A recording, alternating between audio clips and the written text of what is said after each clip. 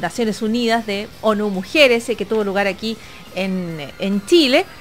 Somos un país de luces y sombras, tenemos algunos grandes logros respecto a presencia femenina, por ejemplo, algunos importantísimos puestos de poder como la presidencia del Senado, la presidencia de la República, sin ir más lejos, pero al mismo tiempo tenemos fuertes rezagos como una participación parlamentaria femenina que es todavía muy bajita, de las más bajitas del mundo, cortita, y tenemos, entre otras cosas, y esto le interesa a todos, incluso a los que no les interesa la política, una gran brecha salarial todavía entre hombres y mujeres. Esto significa que por el mismo trabajo y con más o menos el mismo talento y los mismos grados académicos, mujeres y hombres ganan muy distinto. Y esto lo sabe la directora de Estudios de Comunidad Mujer, Paula Poblete, que está con nosotros cuando hay una marcha por el Día de la Mujer, hoy a las 8 de la tarde, partiendo desde Baquedano, y se celebra mañana el Día Internacional de la Mujer. ¿Cómo estás, Paula? Buenas tardes. Buenas tardes, muchas gracias por la invitación. Paula, en uno de los últimos estudios ustedes se refieren al tema de la brecha salarial y me gustaría abordar este tema hoy porque es una cuestión que tiene que ver más directamente con las mujeres, incluso como decía yo, las que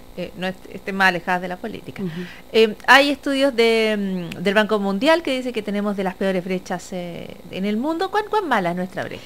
Es malísima, la verdad es que el World Economic Forum, por ejemplo, construye un índice considerando diversas variables, educación, salud, política, como decías tú, y también economía, donde se mide la participación laboral, la brecha, etcétera.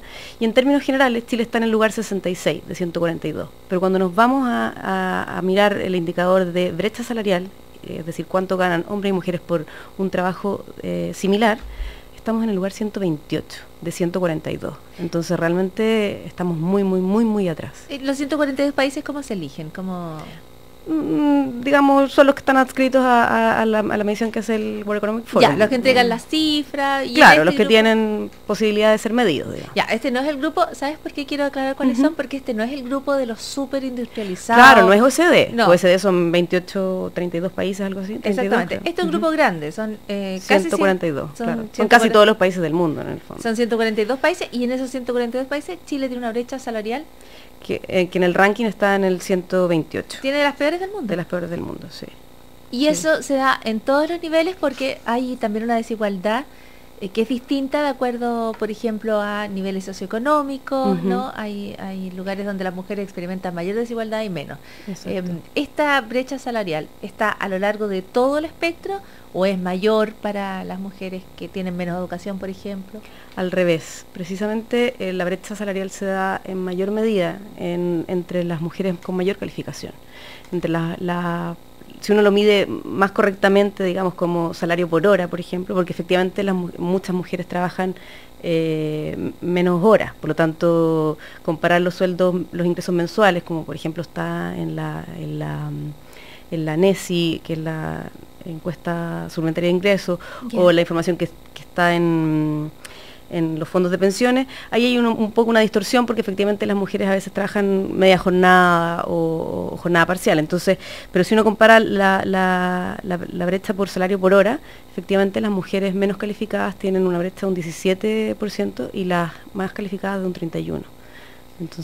Entonces, cuando son trabajos poco calificados, donde probablemente los sueldos van a ser más o menos bajos, los hombres y las mujeres ganan más o menos parecido. Más o menos parecido. Más o menos parecido. Pero sí. Cuando empiezan a estudiar, cuando empiezan a acceder a mejores puestos, estas profesionales que tienen ganas, que educación tienen universitaria, que se endeudaron para pagar esa educación, incluso doctorado, sí. Sí, de hecho, la brecha entre las universitarias es del 25,4% y con posgrado es 31,1%. O sea, una doctora gana 30% menos que un hombre. Exacto. ¿Y por qué? Mira, hay diversas explicaciones. Una probablemente tiene que ver con que efectivamente cuando los trabajos son menos calificados, efectivamente da un poco lo mismo, por ejemplo, quien barra el parque o quien riegue el parque, incluso una máquina podría hacer ese trabajo, y cuando tú avanzas en el nivel de calificación, efectivamente entran otras variables en juego, como por ejemplo tus años de experiencia, cuánta gente has tenido a cargo, el tamaño de la empresa en la que has trabajado, cuántos idiomas dominas, cuánto manejo en el exterior tienes. Efectivamente ahí hay un montón de variables que inciden y probablemente ahí muchas mujeres corremos con desventaja producto de nuestra inserción tardía en el mercado laboral. Nosotros llevamos solo apenas 50 años en estas lides, digamos. Por otro lado, hay dificultad en el fondo también para ascender. O sea, tú para ascender tienes que demostrar experiencia, y dado que no la tienes, no puedes entrar a adquirirla, digamos. Ya, a ver, o sea, una línea de explicación de por qué mujeres tituladas o con magíster o con doctorados van a ganar menos con hombres, un 30% en promedio, es porque a lo mejor ellas tuvieron que incorporarse o más tardíamente al trabajo, o de manera a lo mejor más interrumpida al trabajo debido a la crianza de los hijos, a la maternidad, y que eso generaría o redundaría en menores sueldos. Exacto. Esa es la explicación más científica que uno podría lograr. Ahora, la otra está, que es más difícil de demostrar en el fondo más fehacientemente, pero son efectivamente la discriminación y los estereotipos, o sea, los sesgos inconscientes que operan en las personas que están a cargo de seleccionar, de promover, de ir ascendiendo a las diferentes personas, y que hay ejercicios científicos que ha hecho Harvard, por ejemplo, de cuántos sesgos tienen las personas que están en cargos de decisión, y que efectivamente creen que las mujeres tienen menos liderazgo, que son más incompetentes, que no lo van a hacer tan bien como un hombre, pero son prejuicios, o sea, no está demostrado. Claro, o sea, al contrario, hay otros, digamos, investigaciones que ha hecho EY, que ha hecho Credit Suisse, etcétera, otras instituciones, donde se demuestra que las empresas que tienen más mujeres en cargos de liderazgo tienen mejor desempeño financiero y organizacional. Bueno, ese es un estudio clásico, ¿no? Lo citaba también en Chile, Electorado de Mujeres. Existe ese estudio que dice una empresa más diversa le va mejor, gana más plata. Es que está demostrado. Es que está, ya, pero aunque esté demostrado, tú dices, por algún motivo, la aplicación estándar es que se trata de la maternidad, la otra se trata, más difícil de probar, es que es por estereotipos, pero que las mujeres van a ganar 30% menos que los hombres. Ahora, si uno piensa que las carreras se interrumpen por la maternidad, ¿estamos pensando en los 9 meses de embarazo o estamos pensando en todo el periodo de crianza de los niños? Están los 9 meses de embarazo, están las enfermedades posteriores, están las reuniones de apoderados, están las idas al médico, está todo lo que tiene que ver con el cuidado de los niños, y no solo eso, ahora se nos viene a pasos gigantados un nuevo problema en nuestro país que tiene que ver con el envejecimiento. Tú el año pasado nos colaboraste en un seminario que hicimos a propósito de eso, porque ya en 5 años más vamos a tener un cuarto de la población de nuestro país adulta mayor. Y actualmente ya el 86% de las personas que se hace cargo de esos adultos dependientes son mujeres, que han, en un gran, bueno, no en un gran porcentaje todavía, pero en un porcentaje no despreciable, han renunciado a sus trabajos para cuidar. Entonces, todo lo que tiene que ver con el cuidado finalmente recae en manos femeninas, y eso redunda finalmente en que tú estás menos disponible para el trabajo. ¿Sabes por qué te preguntaba los 9 meses? Porque los 9 meses de embarazo son intransferibles al padre de la criatura en cuestión. Pero todo el resto de licencias por enfermedad de menor de 1 año, las reuniones de apoderado y las múltiples actividades de la crianza sí son compartidas. ¿En Chile ustedes tienen datos respecto a si se comparten o no? A ver, el postnatal por parental... Por ejemplo, hombres que se toman postnatal. Claro, el postnatal parental menos de un 0,3%. O sea, eso es nada en el fondo, absolutamente marginal la cantidad de hombres que se tomó el postnatal parental durante el 2013 y el 2014. Por lo tanto, si yo contrato a un hombre, la posibilidad de que se vaya de postnatal son 0,3%. No. Y si contrato a una mujer, las posibilidades son de todo el resto. Exacto, o sea, claro, no todas las mujeres tienen hijos, pero aquellas que vayan a tener. Pero la probabilidad de que los tengan es súper alta.